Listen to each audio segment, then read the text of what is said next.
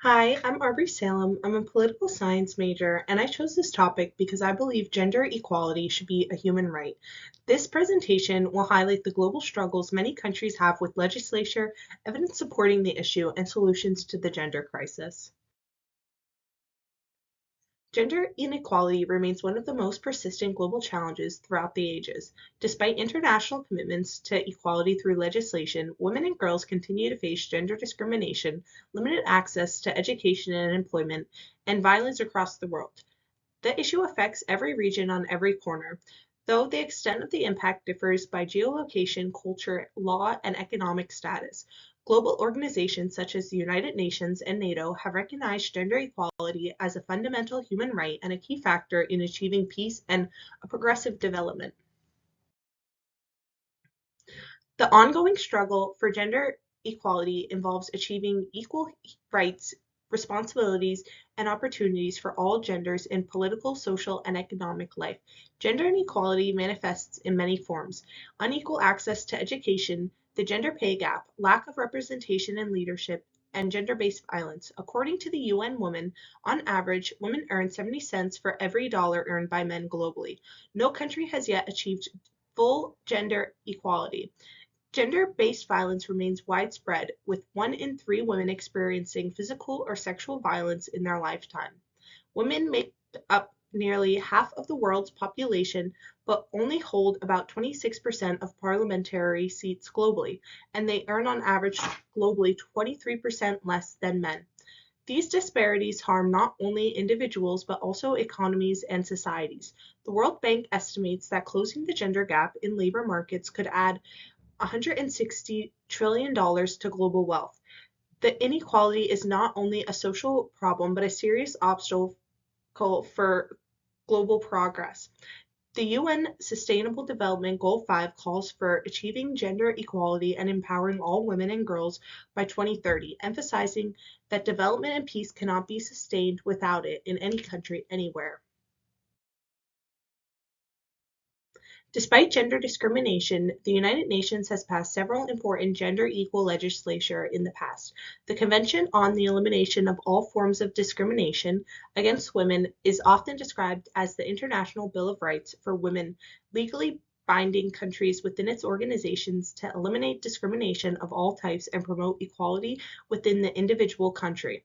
Another key ruling in the United Nations Security Council Resolution 1325, which calls for women's participation in security and peace process, enticing even NATO to adopt this legislation, resulting in many countries to practice this. Finally, we don't just see these legislative actions in the global north or westward countries. Another global policy pushing this agenda for women's empowerment and equality is the Beijing Declaration and Platform for Action, recognizing that this is a global issue that women face all over the world. Many countries have ratified these agreements, but enforcement and participation varies widely. Iceland, a model of equality. Iceland is often considered the world's leader in gender equality. Consistently ranked first in the World Economic Forum Global Gender Gap Index, it became the first country to make equal pay a legal requirement, ensuring that men and women are paid equally for the same work. In 2018, it became the first country to make equal pay a legal requirement, obligating companies with 25 or more employees to prove that men and women are paid equally for the same work, along with passing legislation calling for action. Nearly 50% of Iceland's parliament and 40% of corporate boards are composed of women, a distinct difference from the rest of the world. Another practice is strong parental leave policies, giving 3 months for each parent plus 3 shared months once the baby is born, promoting gender balance in both families and professional life. This success shows us how government policy and social values can create lasting equality that benefit both males and females in practice. Rwanda Following the 1994 genocide, Rwanda rebuilt its government with strong focus on inclusion. In 2003, the revision Rwanda constitution guaranteed women at least 30% of government positions. As a result, women now make up over 60% of parliament, the highest percent globally. Another small detail that makes the whole difference is the social support that causes policies supporting women entrepreneurs and farmers, helping tightening the gender economic gap. Rwanda demonstrates how past conflict rebuilding that prioritize gender equality as a foundation for national recovery can be beneficial not only to just women. And Afghanistan, at the opposite extreme, recent Taliban policies have severe restricted women's rights to education and employment, demonstrating how fragile this progress can be. Afghanistan represents one of the starkest reversals of women's rights after the Taliban returned to power in 2021. Girls were banned from secondary and higher education.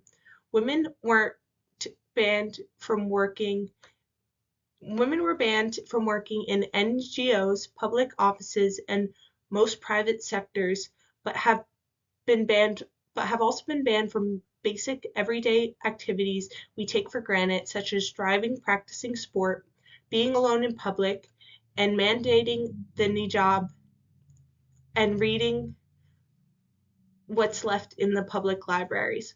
Global institutions such as the UN and NATO have condemned these actions, expressing that gender exclusion within its within just one country undermines peace and development for all globally. Afghanistan's situation showcases how fragile progress can be when gender equality is not protected by law or institutionalized.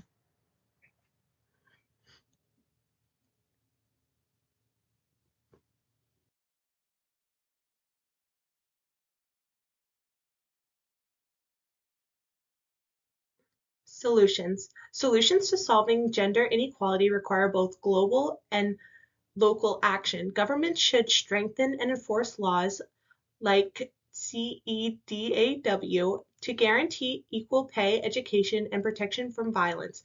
Expanding education for girls is key, as it gives greater opportunities for jobs and leadership, supporting women's economic independence through programs like microloans and entrepreneurship, seen in countries such as Bangladesh, can also reduce poverty and inequality. Increasing women's representation in politics and business, as in Rwanda and Iceland, ensure that decisions reflect everyone's needs. Finally, lasting change depends solely on shifting social attitudes through initiatives like the UN's Women's Generation Equality Campaign, which encourages men and communities to support equality for all. Together, these steps can make gender equality not just a goal, but a global reality. Here are my sources.